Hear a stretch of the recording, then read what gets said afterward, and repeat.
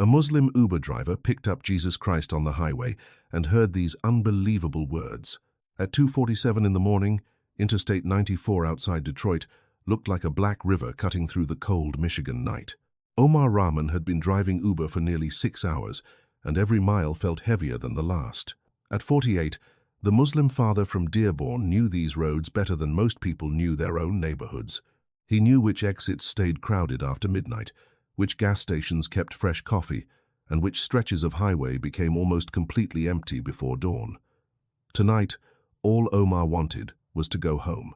His lower back ached, his eyes burned from exhaustion, and the coffee in his cup holder had gone cold an hour ago. He had just dropped off an airport passenger and reached for his phone to go offline when the Uber app chimed. New ride request. Omar glanced at the screen and frowned. The pickup pin appeared beside I-94, several miles from the nearest hotel or neighborhood. Then he noticed the passenger's name, Jesus. Omar gave a tired laugh. Very funny, he muttered. As a Muslim, Omar knew the name well. Jesus, whom he had grown up hearing called Isa, was honored deeply in the faith of his childhood. But at nearly 3 in the morning, Omar assumed some college kid had entered a fake name into the app.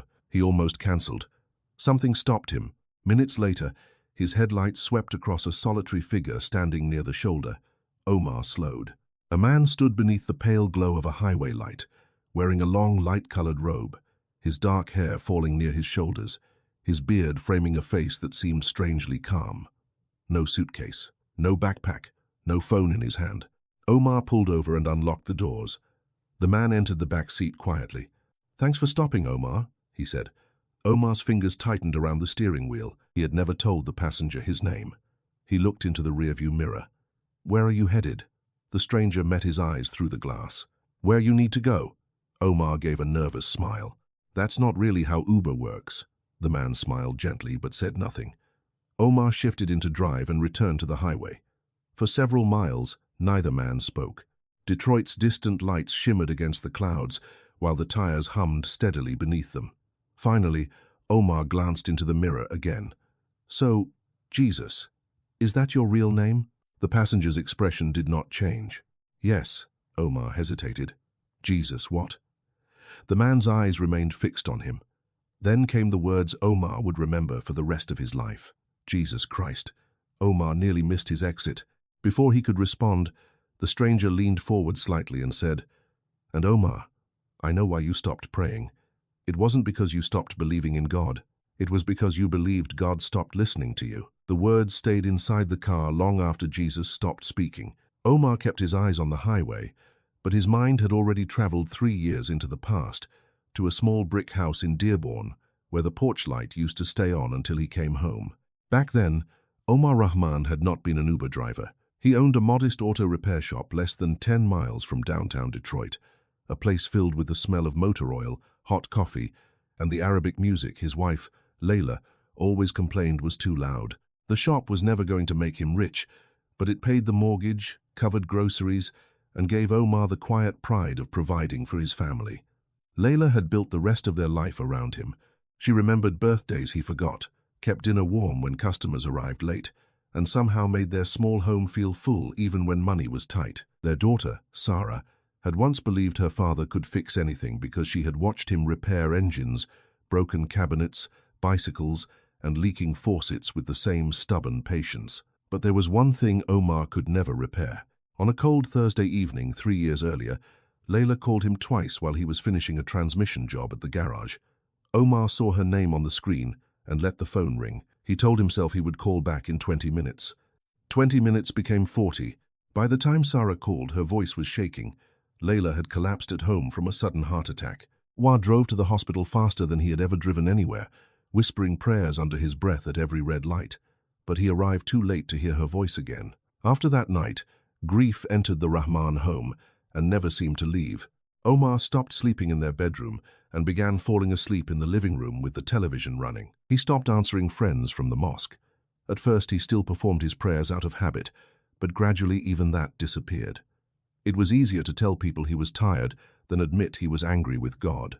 Sarah was grieving too, but Omar barely noticed because he had become trapped inside his own guilt. She tried to talk about her mother. He changed the subject. She asked him to come to dinner. He stayed late at the shop.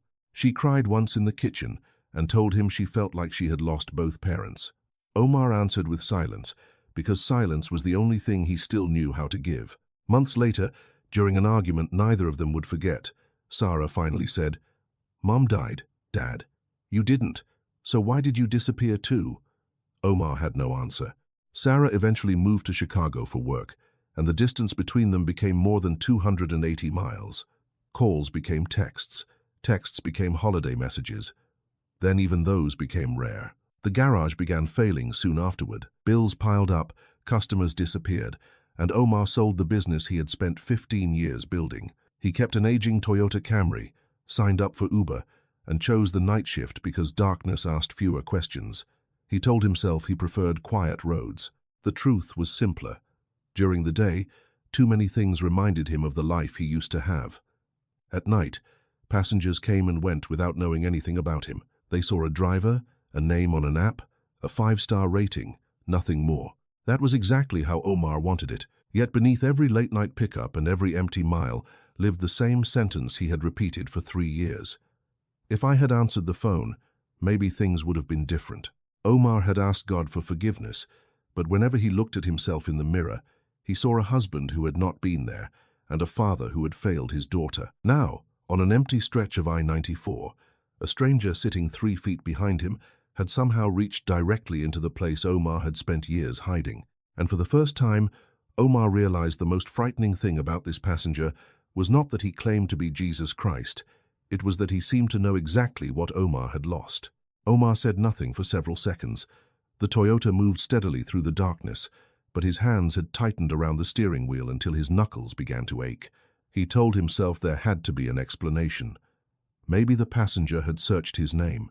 Maybe the Uber profile revealed more than Omar realized. Maybe this was some elaborate prank. Then Jesus spoke again.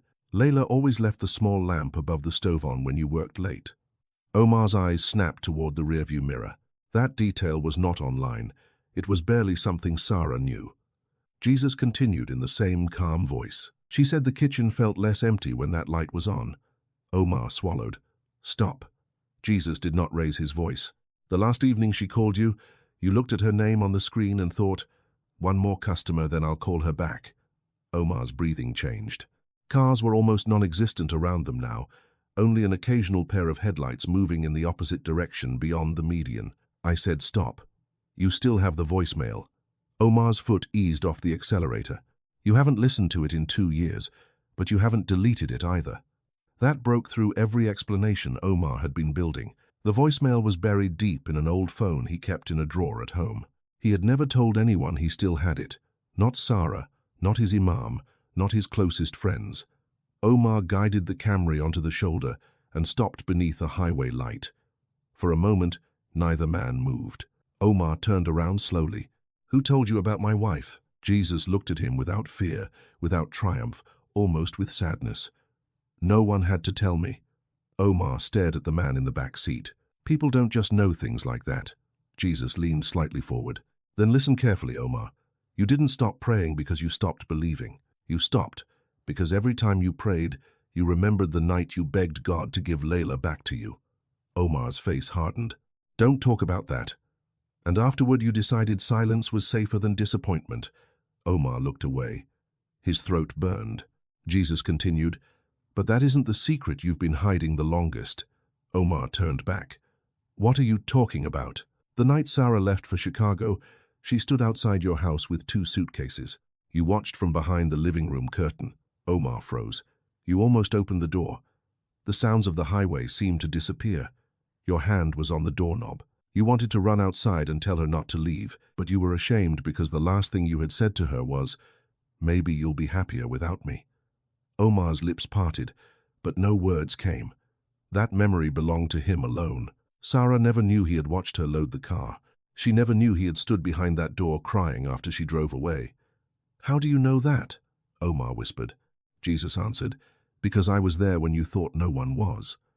Omar shook his head and opened the driver's door, stepping into the cold Michigan air. He paced several feet along the shoulder, trying to breathe, trying to force the world back into something understandable. Finally, he turned toward the car. "Who are you, really?" Jesus remained seated beneath the dim interior light. "You already know my name." Omar stared at him. "Isa is honored in my faith. Jesus is known to us. But you are sitting in my car claiming something more." Jesus held his gaze. "I am Jesus Christ." Omar's expression tightened. "Then why come to me? Why a Muslim Uber driver who hasn't prayed properly in years?" Jesus answered softly, "Because I did not enter your car tonight to win an argument about religion. I came because you have been dying inside for 3 years, and you have mistaken punishment for repentance." Omar stood motionless beside the highway. Then Jesus spoke the words that struck deeper than everything before them. "Layla forgave you long ago. God has heard every prayer you were too angry to finish. The only person still refusing mercy is you." For a long moment, Omar remained outside the Camry with the cold wind moving across I-94, staring through the open door at the man in the back seat. He wanted to leave him there, drive away, and force the night back into something ordinary. But the words about mercy had already found a place inside him that anger could not protect. Eventually, Omar returned to the driver's seat, closed the door, and pulled back onto the highway. Neither man spoke until Jesus asked, "Do you remember a woman named Denise Carter?" Omar frowned. The name meant nothing at first. 2 winters ago, near Grand River Avenue, she was carrying a little boy wrapped in a blue blanket. The memory surfaced slowly. It had been snowing hard. A woman had climbed into Omar's Uber holding a feverish child and begging him to get them to Children's Hospital of Michigan. Her payment method failed halfway there. Omar remembered telling her not to worry about it. He had ended the ride in the app and kept driving. "The boy's name was Marcus," Jesus said. Omar glanced into the mirror. "How could you possibly know that?" He recovered. "He is 9 now. He tells his mother he wants to become a doctor because doctors saved his life that night." Omar said nothing. Jesus continued, "You thought you gave away a $20 ride." Denise remembers a stranger who refused to leave her alone when she was terrified. Omar's grip on the wheel loosened slightly. Another memory followed.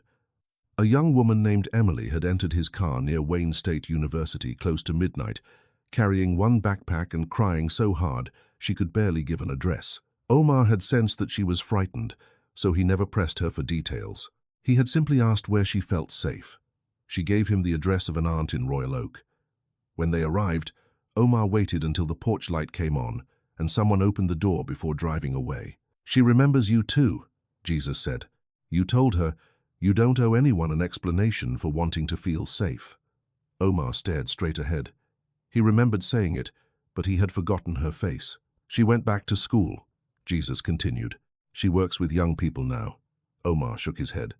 "I didn't save anybody. I drove a car." "Exactly," Jesus said. "You were where you needed to be." Then came another name, Walter, an elderly veteran Omar had picked up outside a 24-hour diner on a freezing January morning. Walter had nowhere to sleep and insisted he could manage on his own. Omar had driven him nearly 12 miles to a shelter and refused payment. "He prayed for you afterward," Jesus said. Omar gave a quiet, disbelieving laugh. "He didn't even know me." "Kindness does not require a biography." The words settled over the car. Omar began remembering passengers he had almost erased from his own life. The exhausted nurse he waited for after a double shift. The father whose card declined after visiting his newborn at the hospital. The older woman whose groceries he carried to her apartment door because the elevator was broken. None of those moments had seemed important. Omar had measured his life by the people he believed he failed, never by the people he quietly helped. "Why are you telling me this?" he finally asked. Jesus looked at him through the mirror. "Because guilt has taught you to remember only your worst moments." Omar's eyes grew wet, but he kept driving. "Good deeds don't erase what I did wrong." "No," Jesus said, "and punishment does not heal it either." Omar swallowed hard. Jesus continued, "You have shown mercy to strangers for years, Omar. You gave it without asking whether they deserved it. Yet when mercy comes to your own door, you refuse to let it in." The highway stretched ahead beneath the first faint hint of dawn. Omar's voice dropped almost to a whisper. "I don't know how to forgive myself," Jesus answered. "Then perhaps it is time to stop driving away from the place where forgiveness needs to begin." The first light of morning was beginning to spread across the eastern sky when Jesus finally gave Omar a direction. "Take the next exit." Omar looked at the navigation screen. There was no destination entered, no blue route line, nothing except the moving triangle that marked his car. "Where are we going?" he asked. "You know the place." Omar's stomach tightened before Jesus said another word. He took the exit and followed a two-lane road through quiet neighborhoods outside Detroit, past closed diners, dark storefronts, and rows of houses still asleep. With every mile, the surroundings became more familiar. Omar recognized a faded gas station, then a small park where Sarah had learned to ride a bicycle, then the old roadside bakery where Layla used to buy cinnamon rolls on Saturday mornings. "No," Omar said quietly. Jesus remained calm. "Keep driving." Omar knew exactly where the road was leading. Years earlier, before Layla died, the family had occasionally spent Sunday afternoons in this part of town. Near the edge of a wooded neighborhood stood a small Catholic church, surrounded by maple trees and a simple garden. Layla had loved the garden, especially in spring when white flowers covered the walkway. She would sometimes ask Omar to slow down when they passed. He used to tease her about admiring a church when their own mosque was several miles away. Layla would smile and say, "Peace belongs wherever people sincerely look for God." Omar had not driven past that church since her funeral. When the building appeared ahead, his foot came off the accelerator. "I'm not going in there." Jesus looked toward the church. "Why?" Omar gave him a sharp glance in the mirror. "Because I'm Muslim? And that's a church," Jesus answered gently. "Grief does not ask which building you pray in." Omar stopped the Camry in the nearly empty parking lot. For several seconds he refused to move. Then he looked toward the entrance. A side door stood open, and warm light spilled onto the concrete. Something inside him wanted to leave. Something deeper told him that leaving was what he had been doing for 3 years. Omar finally stepped out. Jesus walked beside him as they entered. The sanctuary was quiet. Rows of wooden pews stretched toward the front, where a large crucifix hung above the altar. Omar stopped as soon as he saw it. He had seen crosses thousands of times in America, but standing there with the man who had called himself Jesus Christ felt entirely different. Omar folded his arms across his chest. "What am I supposed to do?" Jesus did not point toward the crucifix or ask Omar to change his religion. He simply said, "Talk to Layla." Omar stared at him. "She's gone. That has never stopped you from speaking to her in your mind." Omar looked away. "I don't know what to say," Jesus answered. "Say what you were too afraid to say while she was alive." Omar sat in the last pew. At first, nothing came. Then he whispered Layla's name. The sound of it broke something open. He apologized for every late night he had once considered necessary, for the calls he ignored, for believing there would always be another dinner, another weekend, another chance to say what mattered. He admitted that after her death he had blamed God, because blaming God hurt less than admitting how deeply he blamed himself. Then he spoke about Sarah. "I failed her too," he whispered. "She needed a father, and all I gave her was a locked door." Tears came before he could stop them. Omar lowered his head, his hands trembling against the pew. "Layla, I'm sorry. I should have been there. I loved you. I just thought I had more time." The church remained silent. Jesus sat several feet away, saying nothing. For once, Omar did not need an answer. He needed permission to stop running. Minutes passed before he finally lifted his head. His face was wet, but his breathing had changed. The guilt was still there, yet it no longer felt like a sentence with no ending. Jesus stood beside him. "You cannot return to the night you lost her," he said, "but you can decide what you do with the morning you still have." Omar looked toward the crucifix, then toward the open church doors where dawn had begun filling the sky. For the first time in 3 years, going forward seemed more frightening than looking back, but it also felt possible. Omar remained seated for several minutes after the last words faded into the silence of the church. When he finally stood, his legs felt weak, but the heaviness in his chest had changed. It had not disappeared, yet somehow it no longer owned every part of him. He turned toward the pew where Jesus had been sitting. It was empty. Omar stopped. "Jesus?" His voice echoed softly beneath the high ceiling. No answer came. He walked toward the back of the church, expecting to find the man waiting near the entrance, but the doorway opened onto nothing except pale morning light and an almost empty parking lot. Omar stepped outside and looked left, then right. The grounds were quiet. There was nowhere anyone dressed like Jesus could have gone without being noticed. Omar hurried toward the Camry. The back seat was empty. He opened the rear door anyway, as though his eyes might be wrong. "Jesus," he called again. A man in a navy jacket was unlocking a maintenance shed beside the church. Omar approached him quickly. "Excuse me, did you see the man who came in with me?" The man looked confused. "What man?" "Long hair, beard, light-colored robe. He was sitting beside me inside." The man's expression became cautious. "Sir, I saw you come through that door maybe 20 minutes ago. You were alone." Omar stared at him. "No, he walked in with me." The man slowly shook his head. "I didn't see anyone." Omar returned to the car, his heart pounding. There had to be proof. He grabbed his phone and opened the Uber driver app. He scrolled through the night's trips once, then again. Airport ride, downtown pickup, a short trip near Dearborn. But the ride from I-94 was missing. Omar refreshed the screen. Nothing changed. No passenger named Jesus, no pickup location, no destination, no cancelled fare, no route history. It was as though the ride had never existed. "That's impossible," Omar whispered. He checked his notifications, then his recent activity. Nothing. For the first time since the stranger entered his car, Omar wondered whether exhaustion had done something to his mind. But then he remembered Layla's lamp above the stove. The voicemail. Sarah standing outside with 2 suitcases. Details no hallucination could have invented, because they were memories he had carried for years. Omar leaned back and closed his eyes. Then something white on the rear floor caught his attention. He reached behind the passenger seat and picked it up. It looked like an ordinary receipt, the kind people left behind in rideshare cars every night. But when Omar turned it over, there were 7 handwritten words across the back. "Go home to your daughter, Omar." He stared at the message until his vision blurred. There was no signature. There did not need to be one. Omar looked through the windshield at the church, then back at the empty rear seat. "Why her?" he whispered. Somewhere inside him, he already knew. Forgiving himself in an empty church had been only the beginning. There was another person carrying the consequences of his silence, and this time Omar could still reach her. He unlocked his phone and opened Sarah's contact.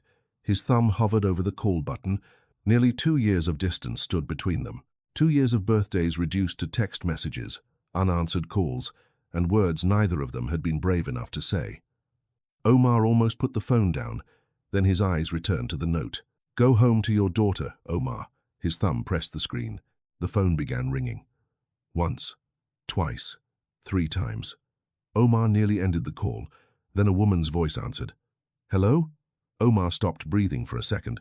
It was Sarah, older, guarded, but unmistakably his daughter. "Sarah," he said softly. "It's Dad." Silence filled the line. Omar gripped the receipt in his other hand. Finally, Sarah spoke. "Dad, what's wrong?" Omar looked at the empty back seat, where Jesus Christ had been sitting less than an hour earlier. "Nothing," he said, his voice breaking. "For the first time in a long time, I think I'm trying to make something right." By sunrise, Omar was already westbound on I-94, heading toward Chicago with a paper cup of coffee cooling in the cup holder and the strange handwritten receipt tucked inside his jacket pocket. Sarah had not said much on the phone. After a long silence, she had finally given him her address and said, "If you're really coming, come today." That was enough. The drive stretched nearly 280 miles, but Omar barely noticed the distance. Every few minutes he considered turning around. He imagined Sarah opening the door and asking him to leave. He imagined discovering that 2 years had turned his daughter into a stranger. Yet, whenever fear became strongest, he remembered the empty back seat and the message Jesus had left behind. By early afternoon, the Chicago skyline appeared beneath a gray winter sky. Traffic thickened as Omar followed the navigation into a quiet neighborhood on the city's northwest side. He parked across from a narrow brick apartment building and sat behind the wheel for several minutes. His hands were trembling. Facing an impossible passenger on a deserted highway had somehow been easier than walking 30 feet to his daughter's door. Upstairs, Sarah stood beside her kitchen window watching the Toyota below. She had recognized her father's car immediately. Part of her wanted to remain silent until he gave up and drove back to Michigan. Another part of her had spent almost 2 years imagining this exact moment. When the buzzer finally sounded, she closed her eyes before pressing the button. Omar climbed the stairs slowly. Sarah opened the door before he could knock. For several seconds they simply looked at each other. She seemed older than he remembered, more composed, but her dark eyes still reminded him so much of Layla that he almost lost his words. "Hi, sweetheart," he said. Sarah's face tightened slightly. "Hi, Dad." She let him inside. The apartment smelled like coffee and cinnamon. Family photographs sat on a shelf, but Omar noticed immediately that he was missing from most of them. Sarah poured 2 cups and sat across from him at a small dining table. "So why now?" she asked. Omar had rehearsed explanations for the entire drive, but suddenly every one of them sounded dishonest. "Because I finally understood that being ashamed of failing you doesn't give me the right to keep failing you." Sarah stared at him. "Do you know how many times I waited for you to call?" Omar lowered his eyes. "Yes. No, you don't." Her voice trembled. "When Mom died, everybody kept telling me to be strong because you were hurting. But I was hurting too. I needed my dad." Omar swallowed hard. Sarah continued. "Mom died once. But that night, it felt like I lost you too." He did not defend himself. He did not mention work, grief, money, or depression. He simply said, "You were the daughter. I was the father. I should have been there." Sarah's eyes filled with tears. Omar's voice broke. "I thought staying away protected you from the mess I had become. It only protected me from having to see what I'd done." He reached into his jacket and touched the folded receipt, but he did not take it out. This moment could not belong to Jesus, or Layla, or anyone else. It had to belong to Sarah. "I'm sorry," he said. "Not because I want you to tell me it's okay. It wasn't okay. I'm sorry because you deserved better from me." Sarah wiped her face and looked toward the window. "I hated you for a while." Omar nodded. "I understand. And then I hated myself for still missing you."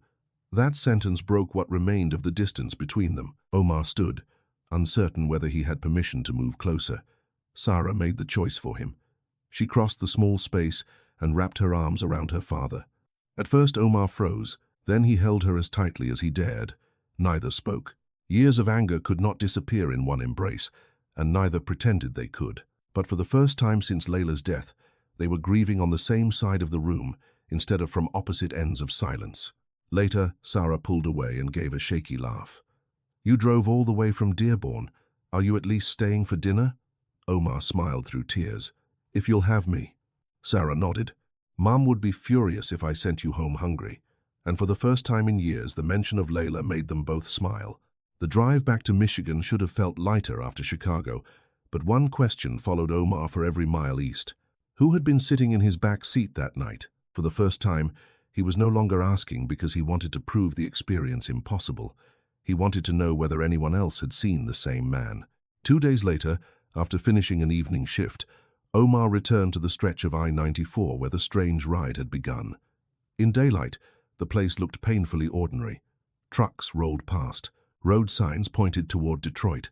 Nothing suggested that a man in a light-colored robe had ever stood there at 2:47 in the morning. Omar parked at a gas station less than a mile away and showed the overnight clerk the location on his phone. "You ever see someone walking out there late at night? Long hair, beard, dressed strangely?" The clerk laughed at first. "Around here, you see all kinds of people." Then Omar described the robe. The clerk's smile faded. "Wait, barefoot?" Omar's stomach tightened. "Yes." The man leaned against the counter. "I never talked to him, but a trucker mentioned somebody like that maybe 6 months ago. Thought the guy was stranded. By the time he pulled over, nobody was there." Omar asked for the trucker's name, but the clerk did not remember it. That should have ended the search. Instead, it made the mystery worse. Over the next week, Omar began asking other nighttime drivers in Dearborn and Detroit. Most joked about ghosts or exhaustion. One rideshare driver named Carlos became unusually quiet. "I don't know if it's the same person," he said, "but last winter I saw a man walking near the highway during a snowstorm. No coat, no bag." I slowed down, looked in the mirror, and he was gone. Omar felt the old chill return. "Did you see his face?" Carlos shook his head. "Not clearly." Omar wanted evidence, something solid enough to hold in his hands. He checked the dash camera installed near his rearview mirror. That camera automatically saved hours of driving, and suddenly he remembered it had been running that night. Omar hurried home, removed the memory card, and opened the files on his laptop. There was the airport passenger. There was the empty highway. There was the moment Omar pulled onto the shoulder. His pulse quickened. The video showed Omar unlocking the doors. It showed the rear passenger door opening. Then Omar stopped breathing. No one appeared on the screen. The door opened, remained open for several seconds, then closed. The back seat looked empty. Yet the audio captured Omar clearly saying, "Where are you headed?" A pause followed. Then Omar's own voice responded, "That's not really how Uber works." But the passengers' answers were missing. There was only a faint rush of static where Jesus had spoken. Omar replayed the clip 3 times. Same result. He called Sarah.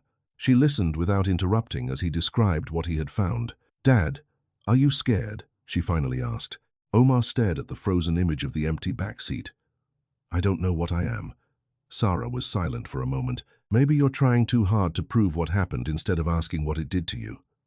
Omar looked down at the handwritten receipt beside the laptop. "Go home to your daughter, Omar." That message had accomplished something no recording could explain. He had gone to Chicago. He had held his daughter again. No camera could make that unreal. Omar closed the video file. For the first time, he considered that maybe the greatest mystery was not how Jesus had appeared in his Uber. It was why Jesus had chosen him. Omar did not wake up the next morning calling himself a Christian. He did not throw away his prayer rug, abandon the mosque, or pretend that one impossible night had answered every question he had carried since childhood. If anything, the encounter left him with more questions than before. But one thing had changed completely. Jesus was no longer a distant name. Omar knew only from religious teaching. The man who had sat in the back of his Uber had looked into the darkest corners of his life and spoken to him without contempt. That disturbed Omar more deeply than any theological argument ever could. A few days later, he returned to the mosque in Dearborn for the first time in months. He arrived early and sat quietly near the back. After prayer, Imam Karim noticed him lingering by the entrance. "It has been a while," the Imam said gently. Omar nodded. "I know." Karim waited, sensing there was more. Omar finally asked, "What do we believe about Jesus?" The Imam looked surprised. "You know the answer. Isa is honored among us." Omar looked toward the carpet. "I know what I was taught. I'm asking because I think I met him." Karim studied his face, perhaps expecting a joke, but Omar did not smile. He told him only part of the story: the highway, the stranger, the things no one should have known. He did not mention every detail. Some moments still felt too private to expose. Karim listened and then said, "An experience can shake a man without giving him permission to stop thinking. Do not be afraid of your questions." Omar carried those words with him. A week later, he returned to the small Catholic church where Jesus had disappeared. This time he went alone. He sat in the last pew and watched sunlight move across the floor. An older priest named Father Michael eventually approached and asked whether he needed anything. Omar hesitated before saying, "I am Muslim." The priest smiled. "You're still welcome to sit." Omar looked toward the crucifix. "What if someone told you Jesus appeared to him?" Father Michael did not rush to answer. "I would ask what happened afterward." Omar frowned. "You wouldn't ask for proof?" "Eventually, perhaps. But first I would ask whether the encounter produced fear, pride, confusion, mercy, repentance, reconciliation. Those things tell us something too." Omar thought of Sarah. Since Chicago, they had spoken almost every day. Not every conversation was easy, but the silence between them was finally gone. He thought of Layla and realized he could now say her name without immediately punishing himself. That night, Omar opened a notebook at his kitchen table. For years, he had filled his mind with questions about who was right, who was wrong, what God expected, and why suffering happened. Now he wrote something different. "I spent years asking which religion had the right answer. That night, Jesus asked me what I was doing with the life I still had." Omar stared at the sentence for a long time. He was not ready to announce a new identity. He was not ready to explain what had happened in language that would satisfy everyone. But when he thought of Jesus now, he no longer thought first of debates, differences, or doctrines.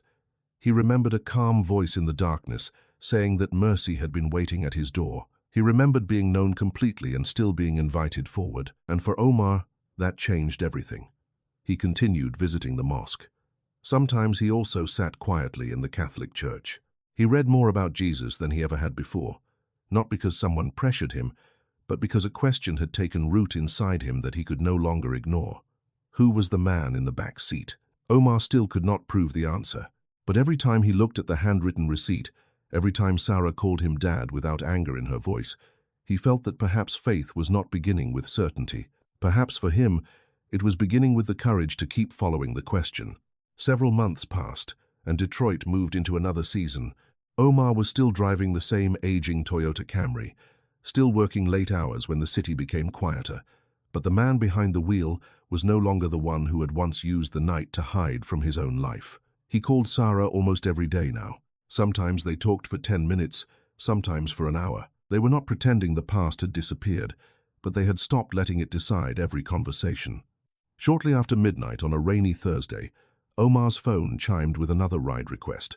The pickup was outside a 24-hour pharmacy near downtown Detroit. A young man in a gray hoodie hurried toward the car, climbed into the back seat, and immediately said, "Henry Ford Hospital, please, as fast as you safely can." His name on the app was Daniel. He looked no older than 25. His hands shook as he stared at his phone, waiting for a message that never seemed to arrive. Omar pulled into traffic. "Someone sick?" he asked gently. Daniel nodded. "My mom. She went into the emergency room tonight. My sister says things aren't looking good." He swallowed hard. "I should have gone to see her last weekend. She kept asking, and I was busy." Omar felt something inside him become very still. He had heard different versions of those words in his own mind for years. Daniel stared out the window. "What if I get there too late?" Omar looked at him through the rearview mirror, and for the briefest moment, another face seemed to exist in that same seat. Calm eyes, long hair, a voice speaking into the darkness. Omar tightened his hands on the wheel and said, "Then don't spend this ride deciding what you should have done yesterday. Decide what you're going to do when those hospital doors open." Daniel looked up. Omar continued, "If she can hear you, tell her what you need to tell her. Don't save it for later." The young man nodded slowly. Neither spoke for the rest of the drive.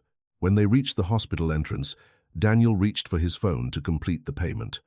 Omar ended the trip first. "You're good," he said. Daniel frowned. "What do you mean?" "No charge tonight." "Sir, I can pay." Omar shook his head. "Go be with your mother." Daniel stared at him, confused and grateful at the same time.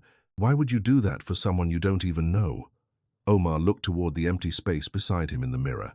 "Because someone once reminded me that sometimes being there is the most important thing you can do." Daniel opened the door, then paused. "Thank you." Omar watched him run toward the hospital entrance and disappear through the sliding doors. He remained parked for several minutes as rain tapped softly against the windshield. Then the meaning of that night on I-94 finally became clear in a way no missing Uber record, strange dashcam footage, or unexplained receipt ever could. Jesus Christ had not entered Omar's car to make him famous. He had not come so Omar could spend the rest of his life proving a miracle to strangers. He had come for a grieving husband who had forgotten mercy, a father who needed the courage to knock on his daughter's door, and a man who needed to understand that ordinary moments could carry extraordinary grace. Omar reached into the center console and touched the folded receipt he still kept there. "Go home to your daughter, Omar." He smiled and whispered, "I understand now." His phone chimed. Another ride request appeared. For a moment he studied the screen, then pressed accept.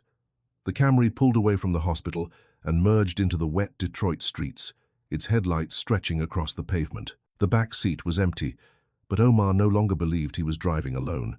Somewhere ahead, another stranger was waiting for a ride. Another human being was carrying a story Omar knew nothing about, and perhaps that had been the lesson all along. Jesus had stepped into Omar's Uber once, so that Omar would learn how to see everyone who stepped into it afterward.